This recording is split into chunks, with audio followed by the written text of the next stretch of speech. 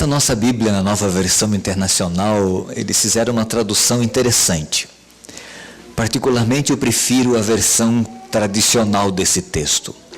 Ensina a criança no caminho em que deve andar, e mesmo quando for velho, não se desviará dele. Nessa Nova Versão Internacional eles traduziram assim: instrua a criança segundo os objetivos que você tem para ela, e mesmo com o passar dos anos, não se desviará deles. Ensina a criança no caminho em que deve andar.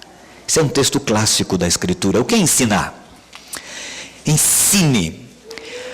Tradicionalmente, a didática dizia que ensinar é transmitir conhecimento, é transmitir informações. Esse conceito da didática foi questionado.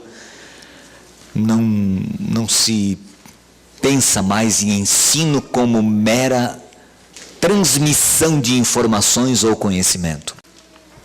Hoje a didática pensa em ensino mais do ponto de vista da aprendizagem, daquilo que foi aprendido, retido, assimilado. Quando a gente pensa em ensino como mera transmissão de conhecimento ou informação, o foco do ensino passa a ser aquele que transmite o conteúdo do ensino. E o ensino passa a ser muito focado no conteúdo das informações. Mas quando se pensa em ensino como aprendizagem, o foco sai daquele que ensina para aquele que aprende. E aí muda de figura. A Bíblia diz assim: ensina a criança, ensina a criança. Quando ela for pequena, ensina desde pequenininho. Nós temos a tendência de não valorizar muito as crianças. Isso é meio genérico assim, meio generalizado, né? Há uma tendência de não valorizarmos muito as crianças. Elas incomodam, elas irritam, elas são irrequietas. E isso já ocorrera com os discípulos uma vez. Os discípulos ficaram muito irritados com as crianças e queriam afastá-las, e Jesus disse: não façam isso, porque dos tais é o reino dos céus. Deixa eu contar-lhes uma história. No início do meu ministério, fui obreiro bíblico numa série de conferências que o pastor Campolongo dirigiu na cidade de Criciúma, em Santa Catarina. Eu era solteiro ainda. E havia um campo, uma geografia, onde eu atendia as pessoas dando estudos bíblicos. E eu dava estudos bíblicos para todas as pessoas que queriam estudar a Bíblia, inclusive juvenis, meninos e meninas. Os anos se passaram, muitos anos, isso já faz 27, 28 anos que eu fui obreiro bíblico lá. E há uns 3 ou 4 anos atrás eu fui convidado para participar de um culto de ação de graças na escola de São Francisco do Sul, em Santa Catarina. A escola estava completando 60 anos e como eu fui aluno daquela escola, eles me pediram que fosse pregar e dirigir o culto de ação de graças numa cerimônia que fizeram num ginásio coberto lá em São Francisco do Sul. Estava muito frio naquele dia, e eu encorujado, ao ambiente aberto de um ginásio assim, na primeira fila, aguardando o início do programa. Começou a escola sabatina, e havia uma professora que estava dirigindo a escola sabatina. Ao meu lado sentou-se um homem, me cumprimentou, e falou assim: você não lembra de mim, né? Eu falei: não lembro de você. Eu morava em Criciúma, ele disse, e eu era um menino e você ia na minha casa dar estudos bíblicos para mim. Eu falei: você ia sempre na minha casa, mas eu não lembro. Eu falei: mas eu não esqueci de você. Ele me disse. Ele era um menino e eu dava estudos bíblicos para ele. Ele disse: por causa daqueles estudos bíblicos eu aceitei a Jesus. E sabe quem está falando? Aquela professora é minha irmã. E você também estudava com ela junto comigo. Ela era um pouquinho mais nova do que eu. Mas eu não lembro disso. Pois é, nós nos tornamos adultos. Eu fui o primeiro a me batizar, depois minha irmã, depois os meus pais e outros membros de nossa família. E tudo começou porque você ia na minha casa e eu estudava a Bíblia comigo e com a minha irmã, e nós éramos 2 crianças. Eu tinha só 10 anos de idade quando a minha professora ia à minha casa estudar a Bíblia comigo e com a minha mãe. Ensina a criança. Ensina a criança. Ensinar. Não é ensinar por ensinar. Esta palavra hebraica, ela dá a ideia de instruir, a ideia de treinar. Não treinamento como condicionamento, não como treinamento como se treina animais, mas instruir de tal maneira que ela seja conduzida, orientada a tomar sábias e importantes decisões na vida. E isto ocorrerá quando o processo do ensino for um processo claro. A palavra aprender aí, agora, como resultado do ensino, a gente ilustra bem com uma esponja.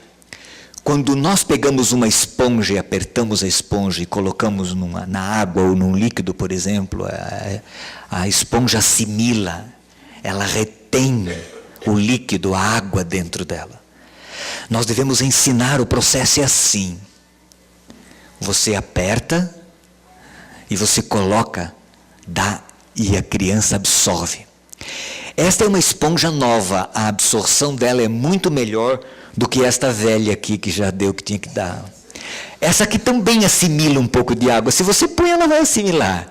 Mas é menos, é mais lenta, é mais, não? Porque à medida que nós vamos envelhecendo, a assimilação, a capacidade retentiva é muito menor. E é muito melhor uma esponja nova. Nova, ela retém mais. Daí a insistência da Bíblia: ensine a criança. Ensine a criança no caminho em que deve andar. E no processo de ensino, nós temos que estar conscientes de que elas estão de fato assimilando, aprendendo e sabendo fazer aplicações e transferência, não apenas como conteúdo, informações. Não é contar a história somente da Bíblia, mas fazer com que a criança entenda por que e aonde aquela história pode ser aplicada na vida dela. Você sabe que uma das coisas difíceis das pessoas aprenderem é a fazer nó de gravata. Uma vez eu falei sobre isso aqui. Não é uma coisa fácil, a maioria das pessoas não sabe dar um nó na gravata. E aí, se eu ensinar alguém a dar um nó de gravata, eu posso usar vários métodos para fazer isso. Um método seria assim, falando, eu digo assim: dar nó numa gravata não é uma coisa difícil, é muito fácil dar um nó numa gravata. Você pega a gravata, coloca ela no seu pescoço e você faz com que 2/3 da gravata fique para o lado direito, né, da sua mão, e 1/3 para o lado esquerdo. Aí você pega essa parte mais comprida, você dá uma volta. Eu estou ensinando. Estou ensinando ou não estou ensinando? Estou ensinando, estou falando. A pessoa aprende desse jeito? Não, às vezes nós fazemos assim na igreja. Sabe, crianças, pois olha, Zaqueu era pequenininho, aproveitando a história da Célia, né? Ali no momento ali, lembrei do Zaqueu. Zaqueu era pequeno, baixinho, era um homem que tinha muitos negócios, queria ver Jesus, subiu numa árvore. E Jesus passou por baixo e disse: Zaqueu, desce depressa, hoje é a salvação na tua casa. Ok. E nós não fazemos a transferência, nós não fazemos a aplicação. O que isso tem a ver com a criança naquele momento? Ela vai aprender, talvez, a história, e fica nisso. Agora, se eu pegar uma gravata, por exemplo, né? Eu pego uma gravata e agora eu mostro como se faz o nó, eu vou fazendo junto com a pessoa, põe no pescoço, uma gravata no meu pescoço, uma gravata no pescoço da pessoa, e nós vamos fazendo juntos a aprendizagem muda de figura. A coisa brilha de uma outra forma, de uma outra maneira. Quer ver uma coisa? Você conta para a criança a história do maná que caía todos os dias. Tudo bem, agora já pensou se um dia você, como pai, como mãe, você coloca sucrilho derramado na cozinha, espalhado pelos móveis, até no chão, se for o caso, não sei. E agora você sai do quarto e fala para a criança que você vai colher o maná, como os israelitas faziam. E agora, com uma tigelinha, você vai com ela pequenininha, colhendo aqueles negocinhos de sucrilho, e você faz a transferência das informações, o significado de comer cada dia. Brilha, muda de figura. A Bíblia diz assim: ensina a criança. Mas ensinar o quê? O texto continua. Ensine a criança, quando completem, no caminho em que deve andar. Pela lógica, na minha cabeça, o texto não deveria ser no caminho, mas deveria ser o caminho. Ensine a criança o caminho em que deve andar. Mas lá no texto bíblico original está no caminho. E eu fiquei pensando comigo, por que seria isso? Sabe por quê? Porque você deve ensinar no caminho. Você vai junto com a criança. Você está no caminho e você ensina o caminho à criança com você andando no caminho. Não é você ensinar o caminho, não é você apontar o caminho para ela. Ó, ande lá, ó. Esse é o caminho, tá vendo? Esse é o caminho que leva. Não é assim. O processo não é esse. O processo é você andando junto no caminho. Você vai caminhando e ao caminhar você vai ensinando a criança o caminho que ela deve andar. Se você quer ensinar ao seu filho não mentir, você não deve mentir. Porque se você mente, você não vai ensinar. Se você quer ensinar ao seu filho a não usar bebidas alcoólicas, você não deve beber bebidas alcoólicas, nem vinho, nada, nem nada. Porque se você o fizer, você está apenas mostrando o caminho. E isso não é um bom exemplo. Eu nunca me esqueço de um dos meus primos, quando o pai soube que ele estava fumando, o pai foi tirar satisfações e foi brigar com o filho falou assim: uai, por que você está falando comigo? Você fuma? Você fuma, por que você vem falar comigo? E é verdade. Por isso a Bíblia diz: ensine a criança no caminho. É andando com ela no caminho que você, como pai, como mãe, nós como igreja, ensinamos o caminho em que ele deve andar. É o processo. E isso é o processo da verdadeira aprendizagem. Porque não é um processo teórico, é um processo prático, é um processo existencial. E foi isso que Jesus fez.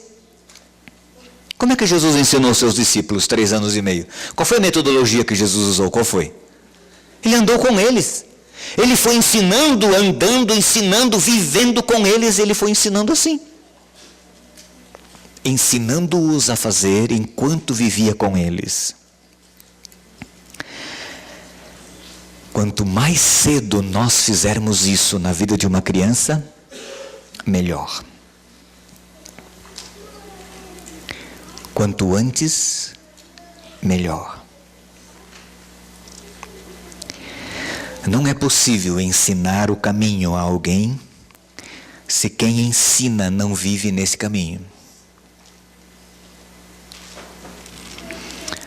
Não é um ensino teórico, mas é um ensino vivencial e prático. Em que escola seus filhos estudam? Vou fazer algumas perguntas de reflexão. Em que escola seus filhos estudam? Responda esta pergunta e analise. Quem são os amigos de seus filhos? Quem são os coleguinhas de seus filhos? Como e quem administra a televisão na sua casa? O que é visto ali? É uma babá eletrônica sem controle, a criança decide o que ela quer, quando ela quer ver, etc. Quem? Pense nisso. Que tipo de jogos seu filho joga no videogame? Nem sei se deveria jogar, mas se joga, se tem videogame, que tipo de jogos ele joga? Você sabe quais são, você analisa, você observa, você vê. Você está por dentro disso. O que eles veem na internet?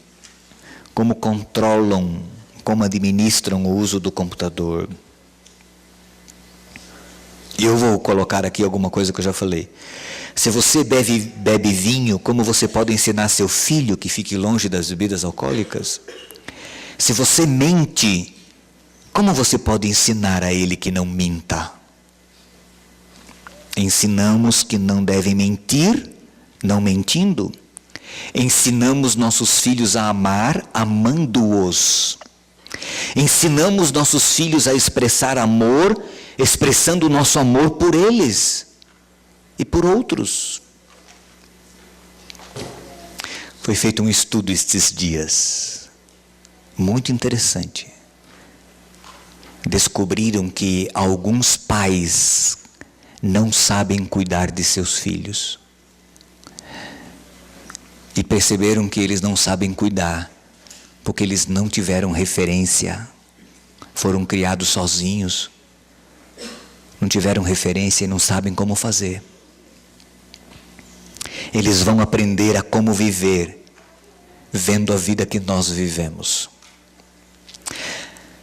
Perguntas para reflexão. Onde e como são as festas de aniversário de seus filhos? No Egito? Entre os filisteus? Com temas espiritualistas? Nas festas de aniversário de seus filhos desde pequenos, quem é o centro de atração e das atenções? É Deus que dá a vida? Ou o pequenino? Só para você pensar. Ensinamos no caminho. Ensinamos no caminho. Quem recebe os presentes?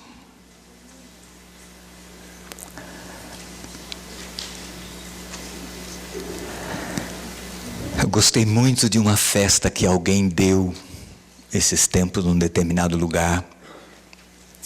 Era uma festa de aniversário. E a pessoa no convite disse assim: se você me trouxer presentes, traga roupas infantis que serão doados para uma creche. Legal, né? Que coisa fantástica. Me marcou.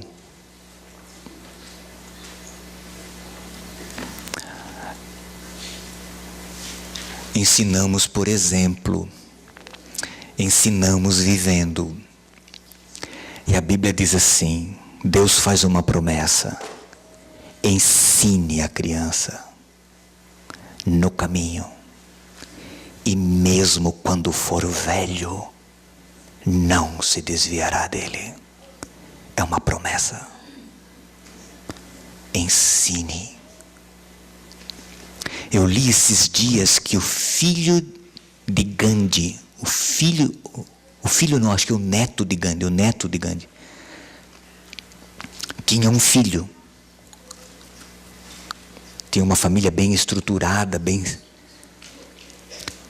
E ele foi fazer uma viagem com o pai. Eles moravam numa cidade do interior, foram de carro para uma outra cidade, resolveram algumas coisas onde as coisas eram feitas lá, dirigidas lá. Compravam, faziam os negócios naquela cidade.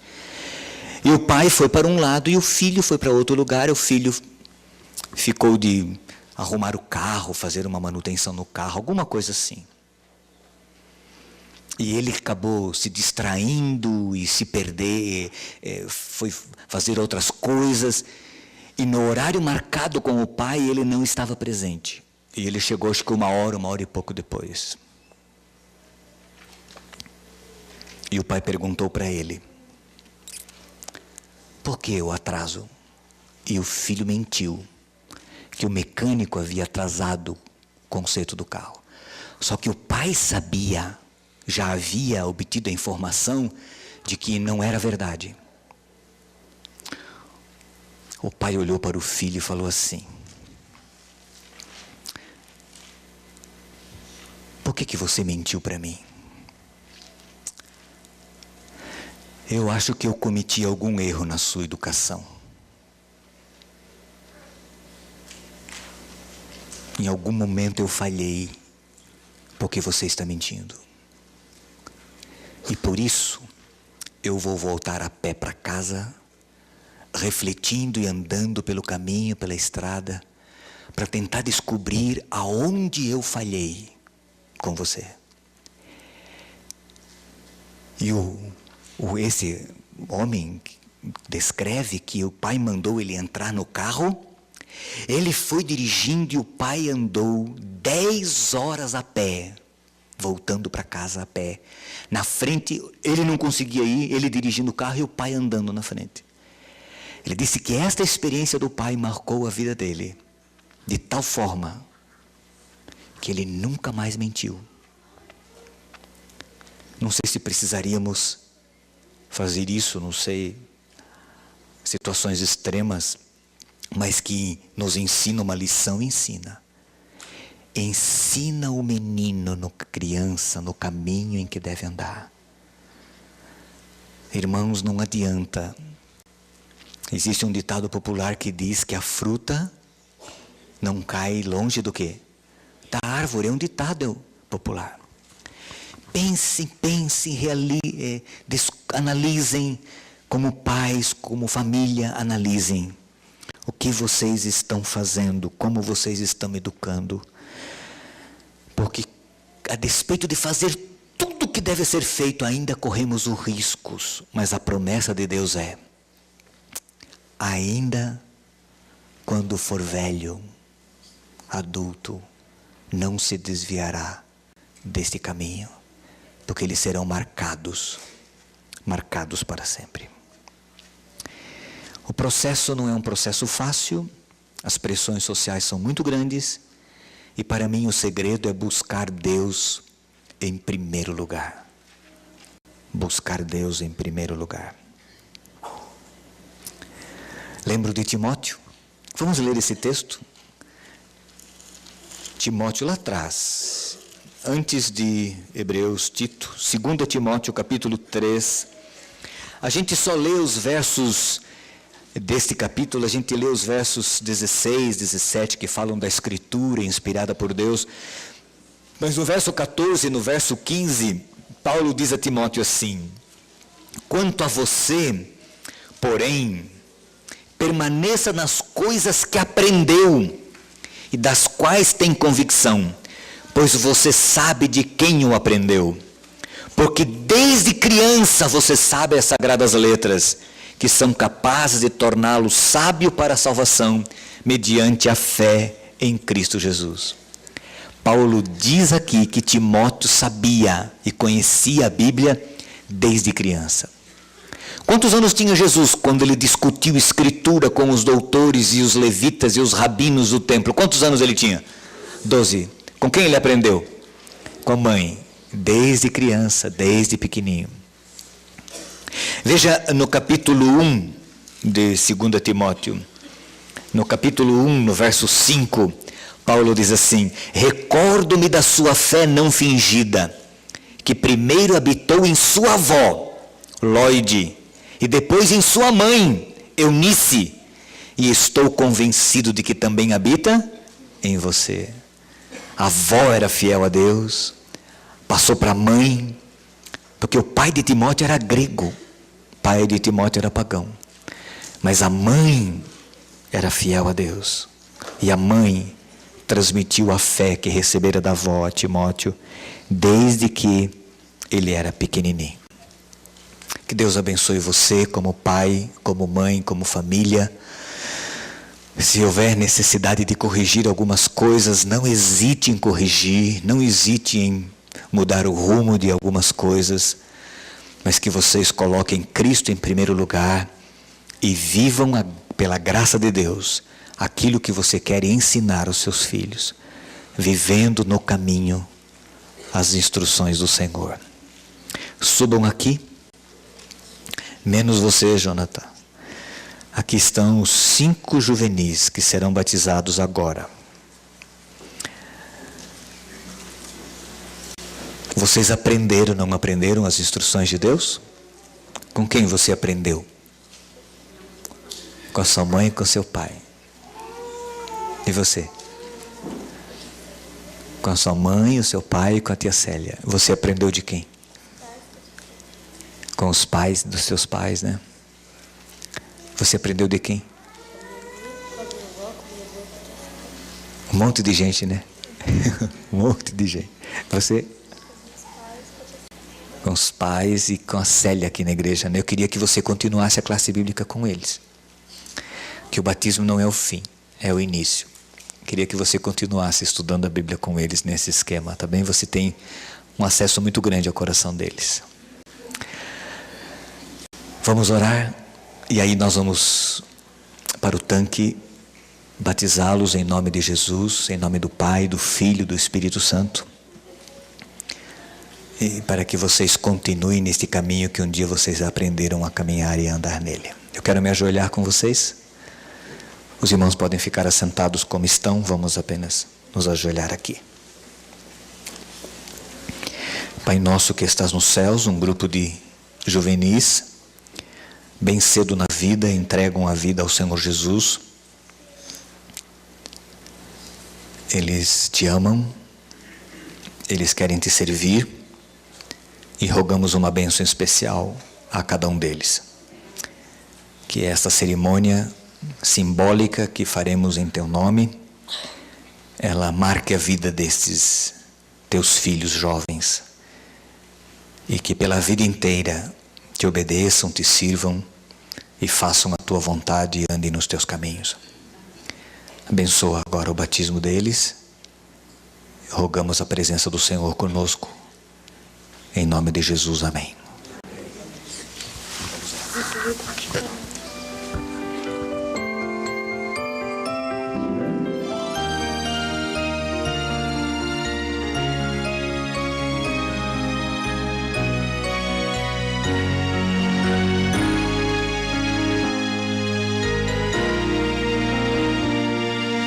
Jesus é o meu bom pastor, nada me faltará. Sempre por onde eu andar, Ele me guiará. Certa vez no curral haviam 100 ovelhas. O pastor se afastou e assim ficou perdida. Mesmo assim o pastor sentiu a sua falta. Procurou, encontrou e conduziu de volta lá. Quanto amor o bom pastor tem por todos nós. Ele vai, seja onde for, pra me salvar. Jesus é o meu bom pastor, nada me faltará.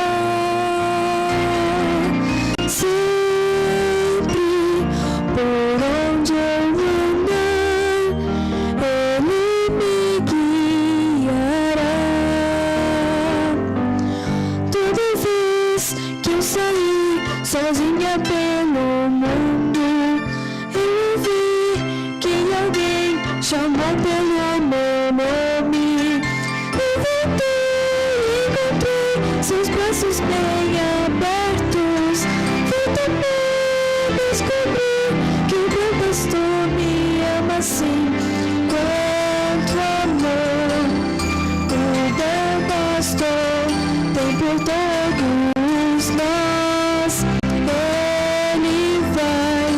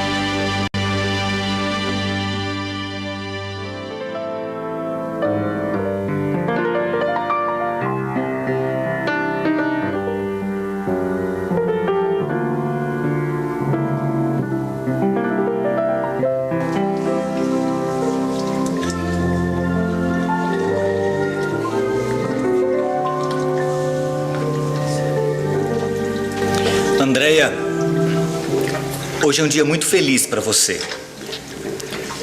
Porque você, como juvenil, tem aceito a Jesus como Salvador da sua vida. Você tem o amado, você tem servido a Cristo. E nós estamos aqui dentro do tanque para cumprir a ordem dele.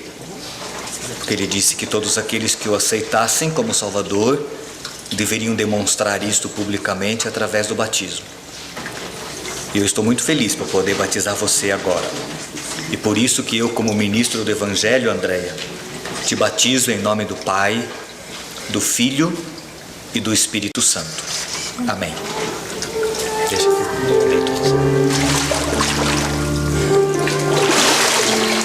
Deixa eu abençoe. Seja sempre fiel a Jesus, tá bom? Não desista dele, tá bom? Próximo.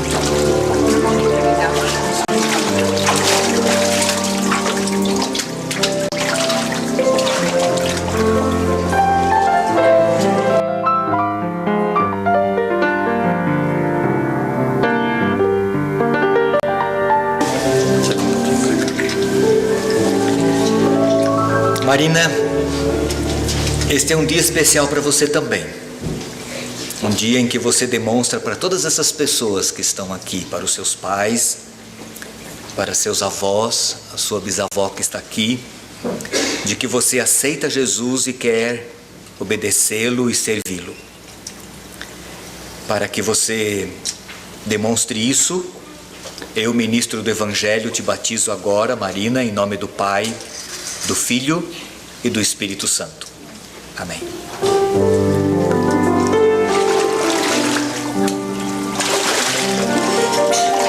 Que Deus te abençoe. Sempre fiel. Você tem muitos dons. Jesus vai usar estes dons. Não tenha medo de deixar que Ele use você na sua obra, no seu trabalho. Tá bom?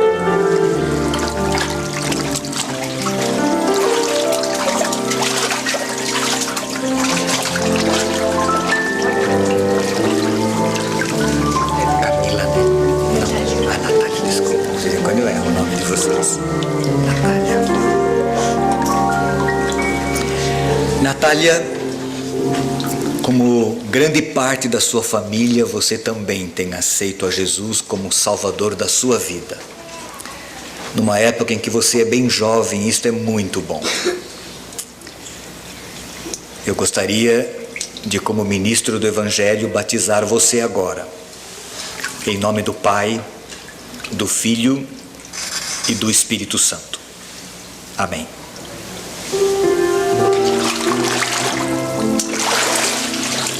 Que Deus te abençoe. Seja sempre fiel a Jesus. Amém?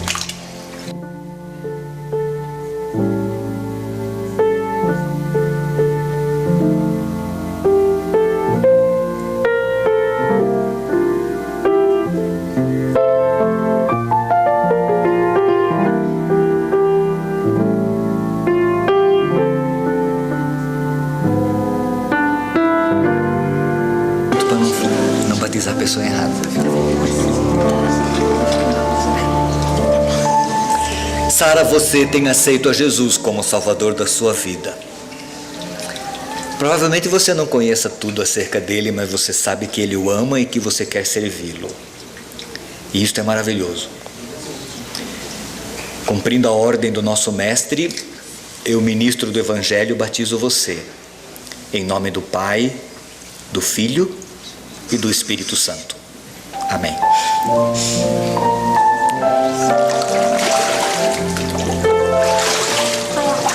Deus te abençoe, tá bom?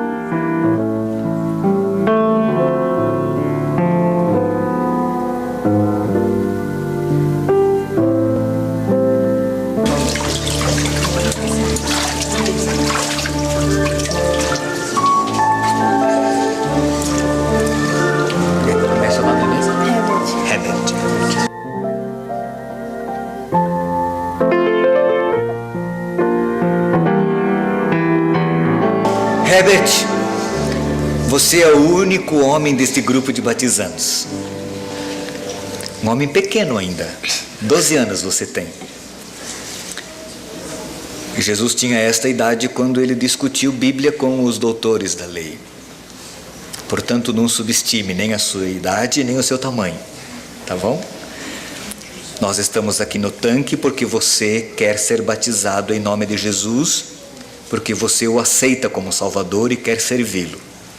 E é por isso que eu, como ministro do Evangelho, te batizo em nome do Pai, do Filho e do Espírito Santo. Amém.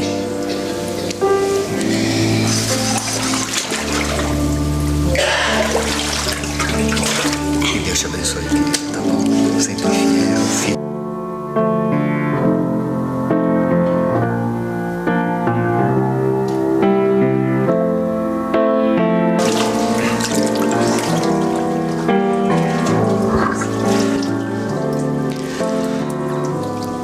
Deus queria nos ensinar algumas coisas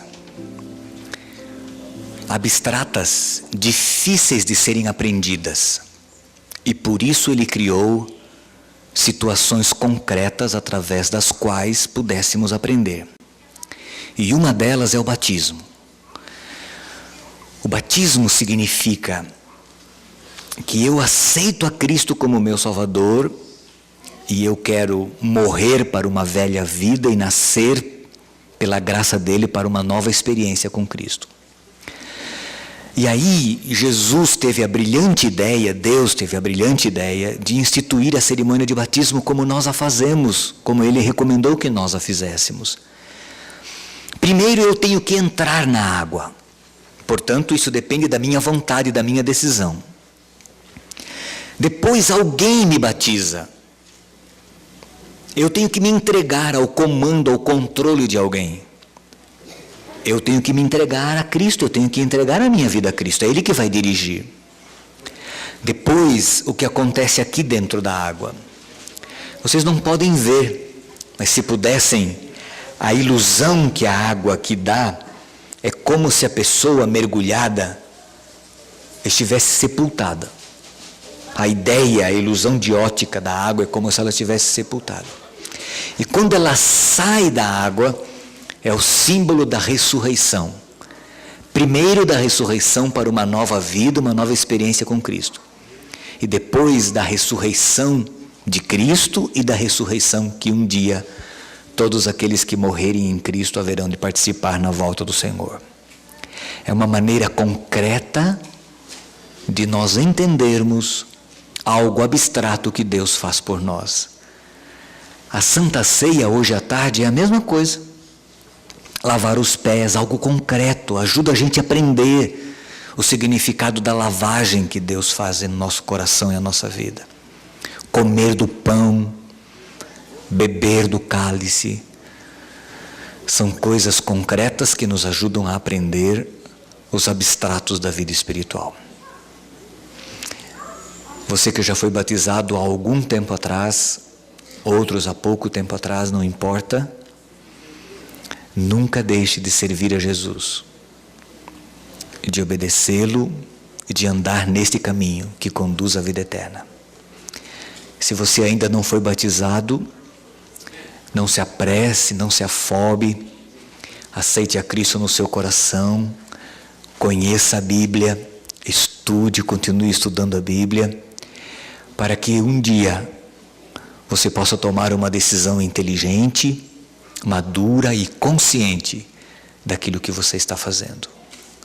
Mas não esqueça, Deus quer que mais cedo ou mais tarde você tome essa decisão.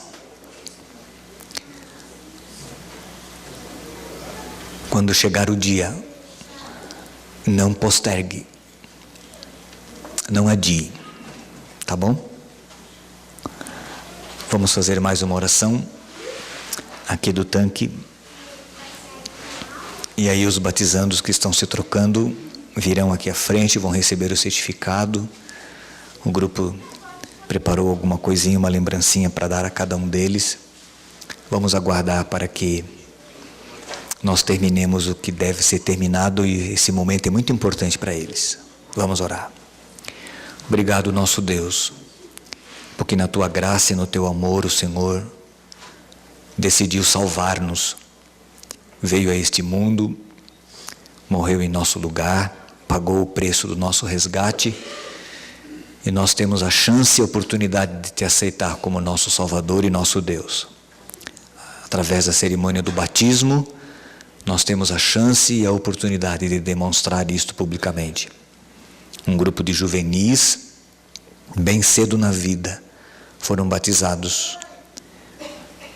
Abençoa-os. Mais uma vez rogamos que teu Espírito cuide deles, que os preserve e os guarde do maligno enquanto viverem neste mundo até Jesus voltar.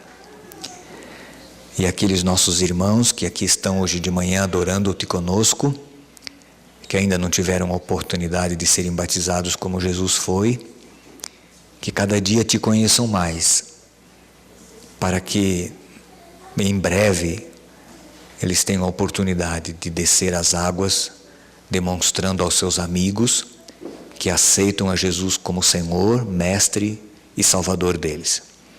Abençoa-nos a todos com a tua paz, em teu nome. Amém. Para a igreja é sempre uma alegria muito grande quando nós temos a oportunidade de receber os nossos novos irmãos na fé. E aqui recebendo então esses grandes homens e mulheres que irão dirigir a nossa igreja até Jesus voltar. Eu gostaria de convidar o ancião Rubem Olme e o irmão Zedemar, ancião da igreja também, que estivesse conosco aqui. Nós vamos oferecer a esses juvenis a destra da comunhão da igreja, e os anciões aqui comigo irão fazer essa entrega.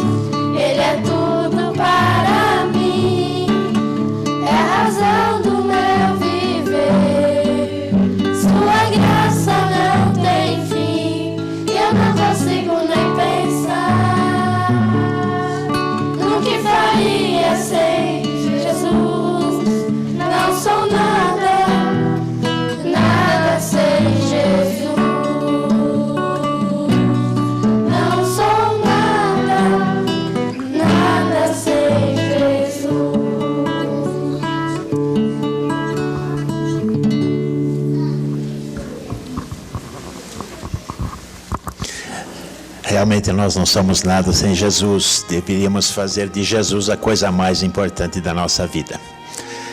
Jonathan, né? Quem você gostaria que viesse aqui? Tia Célia. Tia Célia.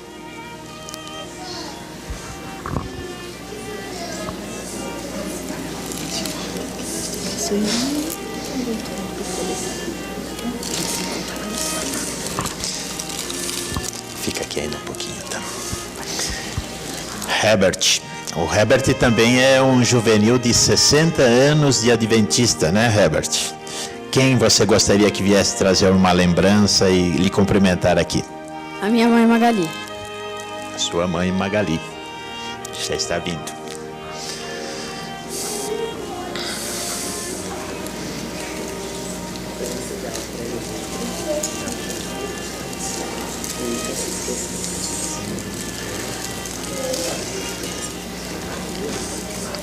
Marina, quem que você gostaria que viesse aqui, Marina, entregar uma lembrança e lhe cumprimentar?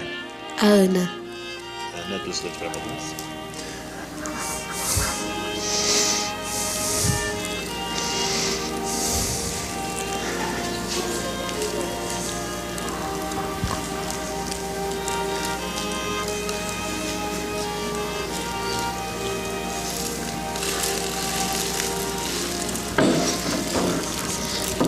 Natália, quem que você gostaria que viesse aqui? Tia Célia. Tia Célia.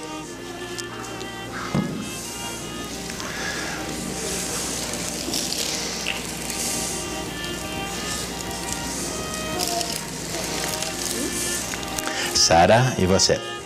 Minha mãe. Sua mãe.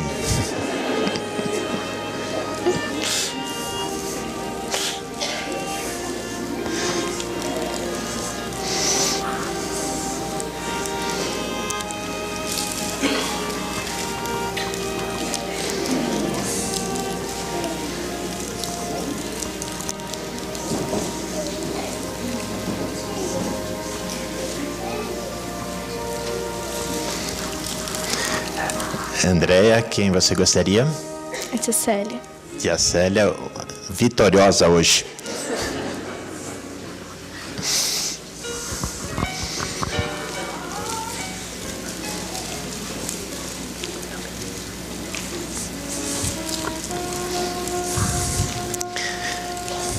Deus abençoe muito, viu? Parabéns, Deus abençoe você.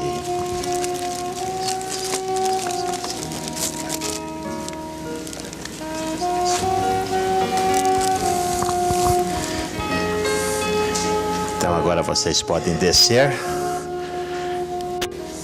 Vai tirar mais uma foto.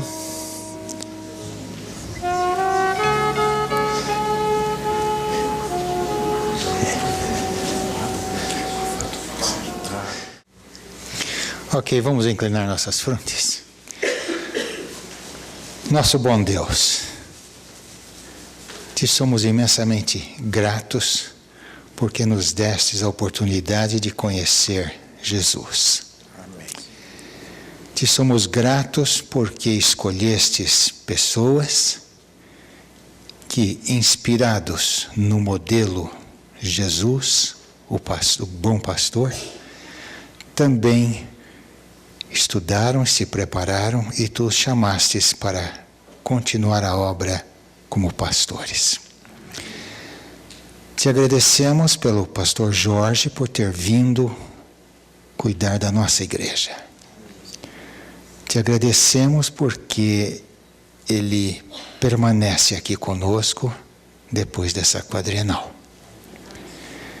Nós pedimos que as tuas bênçãos sejam muito grandes sobre ele, porque a responsabilidade é grande.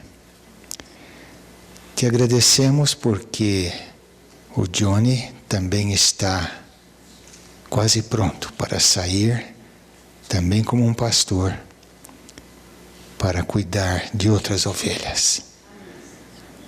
Pedimos que o abençoes. Ele tem bastante chão para andar, mas tem já a experiência do pastor Jorge, o seu pai.